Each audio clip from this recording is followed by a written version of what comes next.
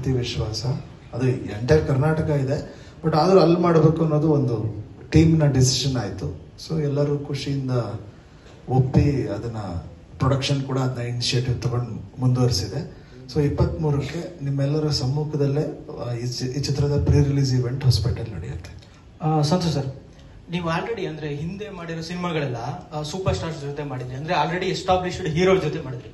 ಇದು ಒಬ್ಬ ಹೊಸ ಹೀರೋ ಅಕೌಂಟ್ ಮಾಡ್ತಾ ಇರೋದು.